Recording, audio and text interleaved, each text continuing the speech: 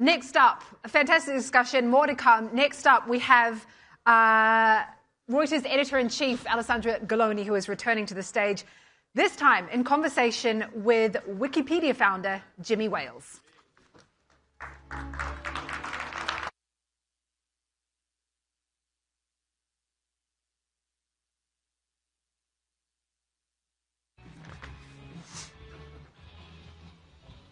Hello again. Hey, hello. Not again for the first time. Not again for you, but again for me. Feels different in the afternoon rather than the first thing in the morning. Jimmy, thank you so much for joining us today. I mean, obviously, Jimmy needs no introduction, founder of Wikipedia, and also the author of a new book, The 7 Rules of Trust, which is being translated into 20 languages. And in this book, Jimmy uses his experience of 25 years of Wikipedia to, in a sense, reverse engineer or decipher what the ingredients of trust are. And one of the things that's interesting about this book is you're reminded how different the world is in just 25 years. 25 years ago, when you founded Wikipedia, you would never think of stepping into a car with a total stranger. You wouldn't give your credit card, to a site to buy something, and God forbid you would not hand over your home to a perfect stranger. And yet now, Amazon, Uber, Airbnb are part of everyday life. So, the world has really changed, and this book kind of tries to distill what it is that is the basis of trust in human relationships, in corporate relationships, and in society. But the book actually begins with a very personal tale that led to the philosophy behind Wikipedia. Would you mind telling us about this sort of difficult personal decision regarding your daughter that was in a way the inspiration for Wikipedia? Yeah, so this was back in 2000, December, and Kira, my daughter, was born on December 26th, and at the time, just to set the context, I had been working on a project called Newpedia, the same vision of free encyclopedia for everyone, written by volunteers, but I didn't really know how to build an online community, and I wasn't sure what I was doing and so forth, and it wasn't working. It really wasn't working. Progress was very slow. And one of my employees showed me Wiki just before the Christmas break. And Wiki just means it's a type of software. It's a website anyone can edit. That's the basic idea of a wiki. And I started to think about, maybe we could use this wiki because the Newpedia system wasn't working. It was too hard, too slow. Then my daughter was born, and when she was born, she had meconium aspiration syndrome, which is a problem with the lungs when she's born. And I'd never even heard of this. It wasn't even on my radar as a thing, and I had to make a decision, very quickly as to what to do. And so they said, we've got like the world expert on this disease, and he's at UC San Diego. We lived in San Diego at the time. And so he came and, he explained, okay, we're doing a clinical trial. I mean, this is the scary part. If you say yes, I'll go back to my office and I'll pull an envelope, and you have a 50-50 chance of whether you get the new treatment or the traditional treatment. The traditional treatment is just try and keep the baby alive to sort of suffer through it, and there's usually lung damage and long-term problems. And his new treatment was to basically stop the baby's breathing and use this new fluid, protein-based fluid that he had invented, to basically pour it in the baby and rinse out the baby's lungs 4 times. I mean, terrifying. And we had to make a decision, like right then and there. Is this guy a lunatic? Is he a sensible person? Like, what is it like? And so I asked him a couple of questions. I asked, like, okay, she's on this machine and there's this number. What does that number mean? And he just got my personality. So empathy, one of the key things I talk about. And he realized I wasn't the type of person to sort of talk in vagueness I needed to know a little bit more about the science and what he was doing. And he didn't tell me this. It turns out he invented the machine. So That also raised some trust. And so we had made the decision to go with the treatment. And she was lucky. She got the experimental treatment, and she's completely fine now. And that's great. As a part of all that whole situation, I sort of rushed home during part of it to get on the internet. Didn't really have internet on our phones back then. And I searched for meconium aspiration syndrome. And there was nothing good on the internet. I found some academic journal articles. I found some possibly crazy blog posts and things like that. And it sort of really doubled for me, like, the world does need this. It needs an encyclopedia. Also, life's too short to not be bold and not to try something. So when I got back to work on January 15th, I'm like, you know what? We're just going to do it. I downloaded some wiki software, put up the wiki. I typed "Hello World," the first words of Wikipedia, and we got started. And that was kind of the early days. And so, it's that moment, which I didn't talk about for years, but it really did sort of, it brought home to me like, okay, this could be really important, and people really do need clear, high-quality information that's accessible, written to a level of an educated adult and so forth. So in your book, you write that when you founded Wikipedia, and I quote, "This was a time when the internet still felt young and with endless possibilities. There was less cynicism. People were open to new ideas, even ideas that sounded a little, nutty. Volunteers showed up to give Wikipedia a try, and in just a few months we had hundreds of active volunteers, and articles were pouring onto the internet by the dozens every day." That sounds like an alternate universe to the America of 2025. In today's political climate, war on facts, historic distrust, right, of news and not only, could you still create Wikipedia today?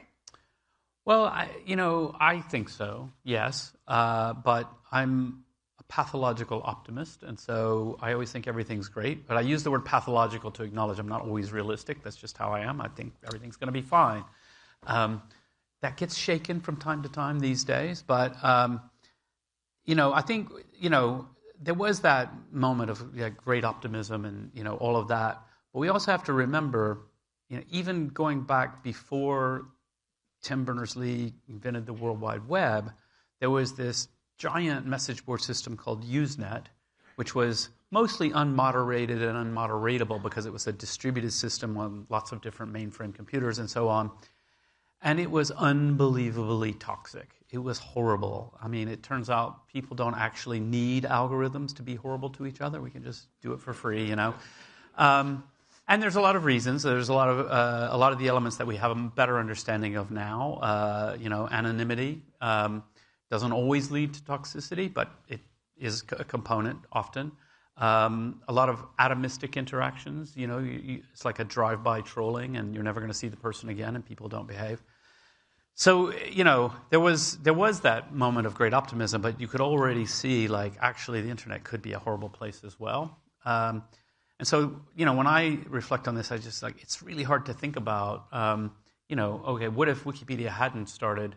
Could you start it today? Well, gosh, what would the world be like without Wikipedia today? I mean, what would the internet be like? It's become such a part of the infrastructure of how things work, from searching online. You search because you're going to find something, and when you find something, it's probably Wikipedia, and AI is being trained on Wikipedia and all of that. And so it's hard for me to even imagine a world without Wikipedia now. So I'm going to go off script here. How many people use Wikipedia in this room more than 10 times a day? Oh, more than 10 a day. Come on. More than 5 times a day? You're slackers. You're all slackers. Not curious enough, people.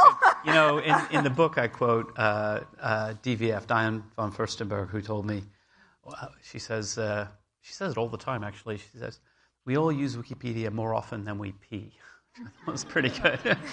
I don't think that's 10 times a day, but, I mean, if it is, go see a doctor, but, maybe people aren't drinking enough water is the moral of the story here. Anyway, but it's interesting in what you're talking about, sort of toxicity on the internet and with people you cannot see. That is a theme that you explore in the book, which is it's very easy to be toxic, just sort of in an ether, as opposed to people who are next to you and human beings. And that, I mean, I don't know if you ever thought you would be in agreement with Ben Shapiro, but that sounds remarkably like what Ben was just saying just in the panel before us. Yeah, I was backstage listening, and I don't know much about Ben Shapiro. I've heard of him, and I just thought, oh, well, what's this guy going to say? And I sort of tune in and start listening. I'm like, oh, yeah, that actually completely makes sense. And in fact, when he suggested doing a sort of non-religious Shabbat and taking Saturday off from social media, I chuckled because because I'm a geek, I've just been redoing my internet at home and a new network and I've got a new router and a new blah, blah, blah. And I said to the children, I'm like, oh, look, I was thinking about maybe I can set a schedule, and I'm thinking maybe we'll do like a family Shabbat, and every Saturday we'll automatically block all social media. And they nearly threw me out the window. Like, it was a very they're like, what? Saturday is our only day that you're allowed to. Da, da, da. So I'm like, okay, well, just take it easy. Maybe we'll just try one or two things, or an hour on Saturday morning or something. But anyway. I think it's not a bad idea. These are the same kids, by the way, who just now, behind the scenes, Jimmy was online fixing internet for them back home remotely. Yeah, That's the last time you're going to do that. It's I am sort of IT support at home. Once my wife was on a call with Sadiq, the mayor of London, and her internet was messing up, and so Jimmy, come and help with the internet. And I'm like, oh, hi, Sadiq, I'm just IT support, So. So in the book, you talk about several controversies, that have sort of played out on Wikipedia, and that, extreme positions that have been debated and battled on. But one thing I found interesting is you say that often it's not the biggest, most controversial issues, like, I don't know, like abortion or, big ticket, hot ticket issues that get the most off kilter. Because, and this proves your point about community, lots of people pile in, and there's a balancing out. It's the smaller, sort of more obscure topics that become these big issues. What is the most controversial debate that was the most instructive to you and that played out on Wikipedia? I mean, there's one that I think not many Wikipedians would actually remember, but I remember it very well because it caused me to think about things in a slightly new way.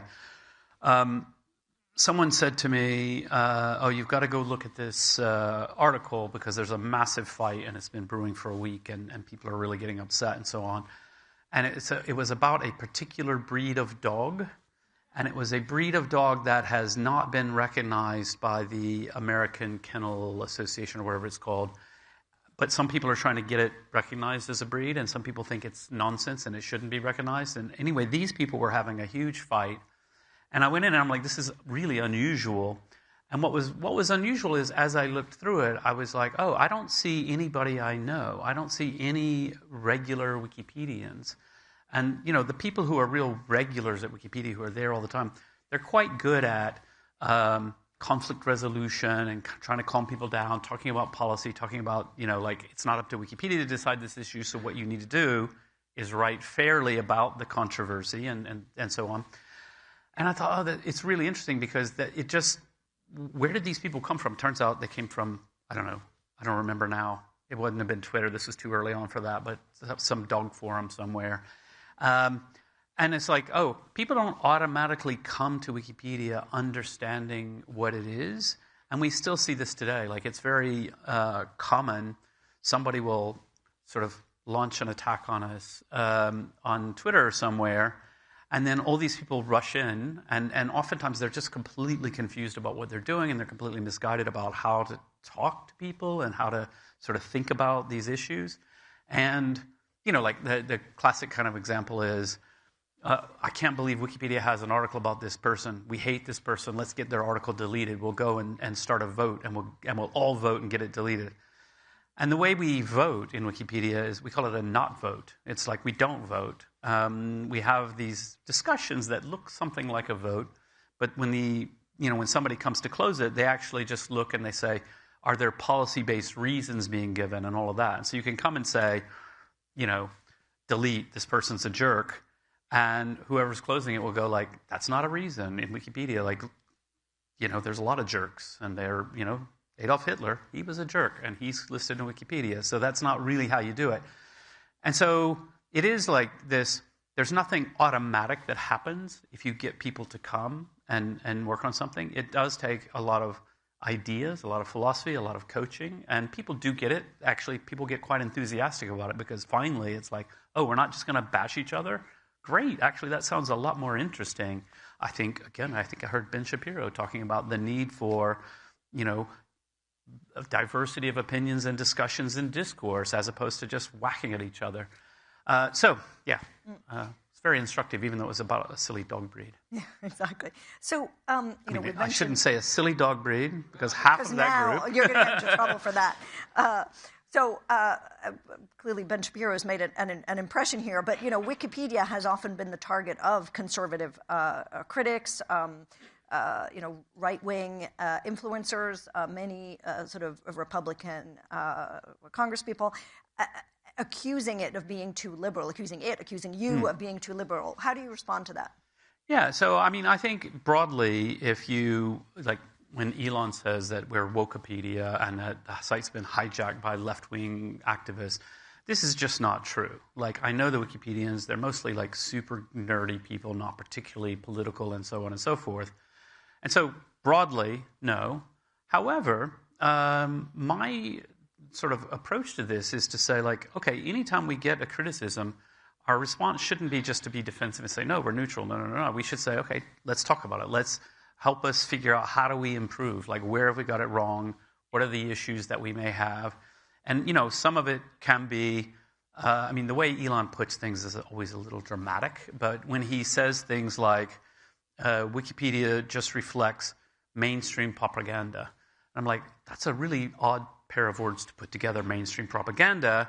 But if you say, gee, the media broadly may have a left-leaning bias, lots of people think that, therefore, Wikipedia would naturally also be susceptible to that. And that's yeah, okay. Actually, we should grapple with that. We should make sure that we're not doing that, make sure we're getting it right. Then there are other cases where, in the case of really difficult emotional conflict in the wider world, then obviously it's harder for people to be sort of that calm, reflective, neutral Wikipedian because it's really personal. So I think you wouldn't be surprised if you sort of looked very closely at Ukrainian Wikipedia, and probably it's a little bit more negative about Russia than it might have been otherwise, and that's just human. That doesn't mean I think that's okay, and I don't think the Ukrainian Wikipedia shouldn't just go crazy and start bashing Russia everything. But you can understand it, it's human. And so it takes time. When we've had Wikipedia volunteers killed in the war, probably on both sides. I don't know about Russians. But actually, the community tends to do a pretty good job, even under those tough circumstances. But that's where it gets really hard. We're going to come to some of the questions from the audience, but let's just quickly turn to AI. You and members of your organization have complained about AI models that are training off the backs of sources, like Wikipedia. And in your case, it's almost like a double whammy because humans are contributing information to Wikipedia, and you have an infrastructure that can handle traffic when there are spikes, as there's huge interest in one topic. But when you have bots crawling, not only are they taking information from those people who have voluntarily, given it, but also it costs you to manage that spike in traffic. Mm-hmm. So you're having to pay for that. I know you've signed a deal with Google, which now pays you. Are you working on other deals with the big tech? Yeah, we are. So we've got our enterprise product, which you can buy a feed from Wikipedia. We actually have the ability to clean it up a bit, so it's sort of more trusted volunteers. The most recent edit might be vandalism, so we give you the most recent edit, that sort of thing we can do. And, part of the argument with them, so everything in Wikipedia is open source, freely licensed. And so, it's not we're in a different position from publishers who also have a lot of copyright concerns. For us, it's really, it's freely licensed, but one of the requirements is attribution. Also, just from an ethical point of view, attribution is really important. We teach teenagers this. It's you use something, you should put a footnote and say where you got your information from. That's important. And the large language models are pretty bad at attribution. But also that traffic spike thing is actually worth just going a little bit deeper into because it is kind of interesting. So the way humans, use Wikipedia and big traffic spikes that we get are typically to very famous articles that are in the news at that moment. So we just put out the list of most read articles in Wikipedia for 2025. I mean, I guess to date, because we don't know what people are going to read in the next few weeks. And number one, Charlie Kirk. So Charlie Kirk would not have been in the top. He would have been, he's a known person and all that, but obviously spike up after his tragic assassination. But that was like millions of people all coming to read the same page, which means we generate the page once, we hold it in memory, and we just fire it out. It doesn't cost us a huge amount. Whereas the AI bots that are crawling Wikipedia are going across the entirety of the site, reading obscure pages, which means we have to go to the database, construct the page, compute what it's going to look like, send it out. So we have to have more servers, we have to have more RAM and memory for caching that stuff. And that costs us a disproportionate amount. And, the thing that's really in terms of fairness, like simple human fairness, like Wikipedia is supported by volunteers. We're a charity. And the average donation, I was just told this the other day, the average donation to Wikipedia is $10.26. So don't quote me on the figures exactly, but $10 and something. So the people who are donating Wikipedia, they're donating because, like people in this room, you see a banner once a year and you're like, oh yeah, Wikipedia. I love Wikipedia. And, the theme of banner that we have found works the best over time is a reciprocity type of message of like, hey, I use Wikipedia all the time. You should probably chip in. And people are like, yeah, I probably should. So then they cough up their $10 and, well, those people aren't donating money. They're donating to support Wikipedia. They're not donating to subsidize OpenAI, costing us a ton of money. Like, that doesn't feel fair, even though it's fine if they want to use the content and all of that. So we're just kind of saying to them, and so far... Yeah, so what are you doing? I mean, what's the legal action or stopping the crawling? We're very nice, and we're very relaxed, and we... we're slow and... Until you get angry. And kind. Then you better watch out. Like the Incredible Hulk. I don't even know. That was almost a punchline, but anyway. So, Cloudflare's just come out with this product for publishers to block AI crawlers because there's so many of them and there's so many ways they can do it.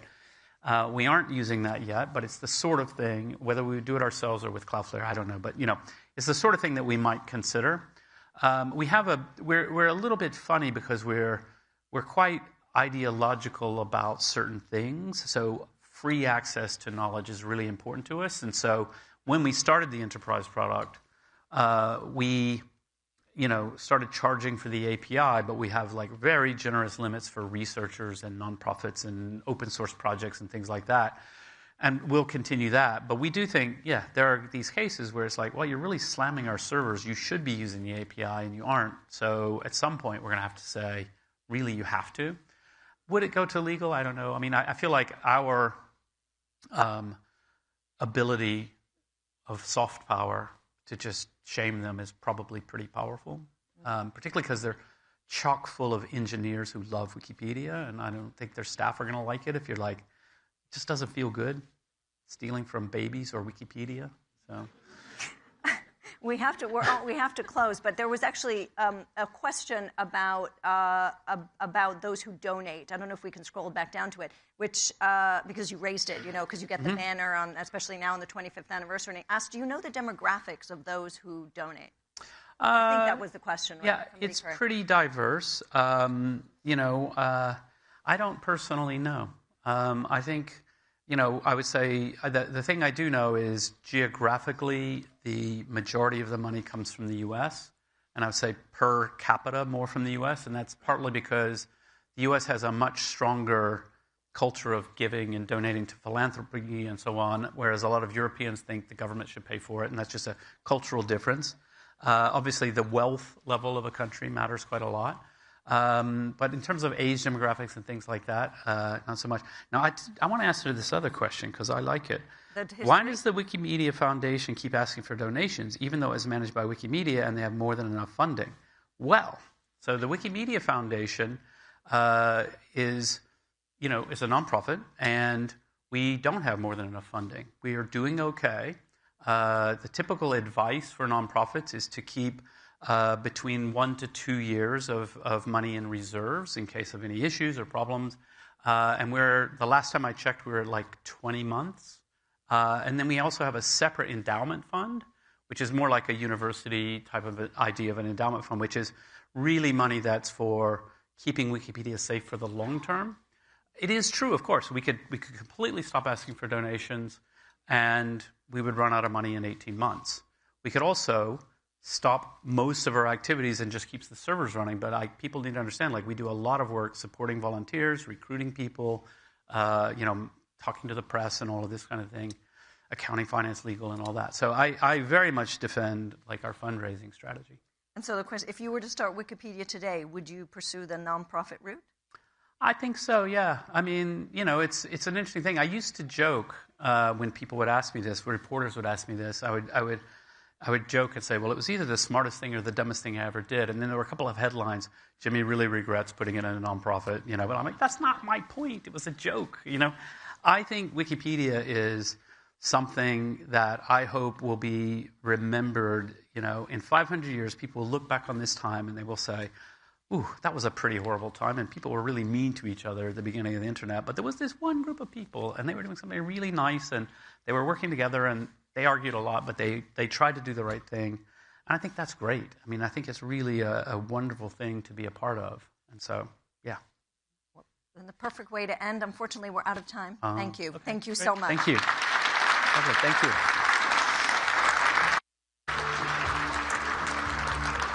I believe you're going to exit off this way, Jimmy. Sorry. I did a quick wiki, actually, to try and find out what that dog breed was that was so controversial, and I couldn't find it. ChatGPT reckons pit bull. No, okay, we're going to have to do a little bit more of a deep dive on that one. Right, we've got 5 minutes now, but I want you to all get out your phones. Right now, everybody get your phone out. Is it in your hand? We're going to put on the screen a QR code. That QR code is going to take you to a poll. And that poll is necessary because we've got some very important questions to ask you. Right, first off, everyone. Phones out, QR code up. There we go. It's going to take you to the Reuters Events app. It's going to take you straight to this poll, and it's going to give us the poll answers in real time. So first off, the first question, is your business better or worse off now compared to a year ago? As you vote, we're going to get the answers in real time. I'm going to call it. I'm going to give you a few minutes to tell us. Slightly worse off seems to be pretty much the winner there. It's a shame we don't have the real numbers of how many people are voting. Actually, I can probably find that out. This is probably something you've all been discussing among yourselves outside, I hope. Okay, I think we're going to call it there. Slightly worse off. I think in these types of polls, people don't ever go to the extremes, really, do they?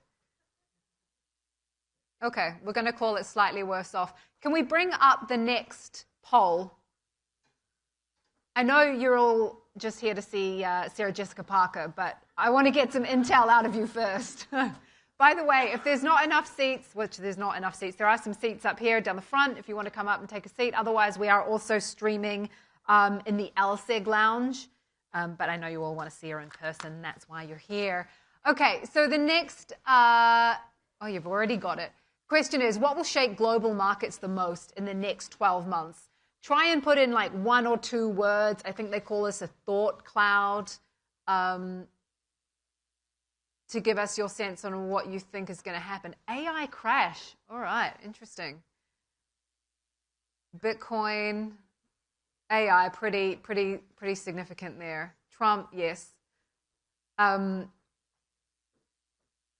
don't mean to just fill time, but also, Reuters World News is a great podcast, and if you're not already listening to it, make sure you do, wherever you get your podcasts. Actually, earlier, Don Lemon was saying perfection is boring, and interestingly, we segued.